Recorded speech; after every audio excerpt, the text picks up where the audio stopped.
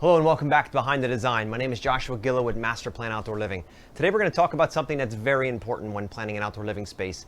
It's the details. As designers, details are one of our key fundamentals in how we make a project different than a contractor, because we think about every single nut and bolt, how those things connect, and how it connects fluidly to the architecture of the home. But when it comes to materials, today we're going to talk about decking.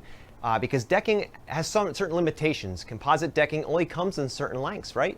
12, 16s, and 20-foot lengths of the nice decking that you walk on. So as designers, we want to maximize its length to make sure we're not cutting off 3 or 4 feet of a board just to throw it to waste, because it's not cheap. Plus, at the same time, we want to make sure that wherever those cuts are made, that we do it in a way that feels like it was done intentfully, that there was a plan behind it. So here's an excellent example of that. Across this deck in this section, from the grill area over here to the lounge area, this section is roughly 20 feet long. So it's one solid board all the way across with a hidden fastener, so you don't actually see any of the screw heads or anything like that. But then we had to do something to break it up, because we can only go 20 feet, and then we have an extension out here for this rounded fire pit space. So what we did was we put in what's called a partition board, and that's this board that comes across and it breaks it up. Think of it as like a threshold in a door, or a threshold between rooms when you're changing material. That's what we've done here with the beam and the post and everything lining up in a perfect rectangular box. So this 20-foot span comes across, it hits this partition board, it starts again and comes out and finishes on the round of the deck. So what this does is it allows us to get the maximum use out of that full stock material. It also allows us not to butt 2 joints together. When it comes to deck boards, you never want to butt 2 pieces together, because the ends typically flare up and then you chip them off when you walk on them.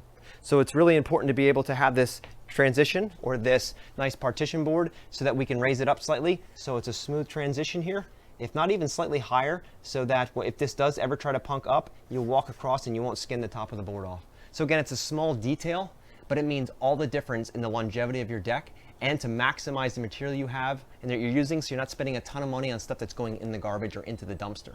So when you're working with a designer, these are the kind of details that we think about to maximize the material and minimize your maintenance, and think about the long-term ideas and things that might actually come up with using a product in a certain way. So here at Master Plan, we believe in a design-first approach when planning your new backyard, to make sure everything you want fits together perfectly and seamlessly ties into the architecture of your home, both inside and out. So details like this and other details around different projects are all to show that designers think about things deeply, to make sure that we have these beautiful connections, things you don't even notice, but if you looked, you would actually see them and be really blown away by some of those deep thinking details.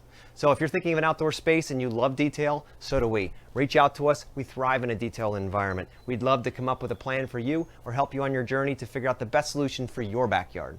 Thanks for tuning in.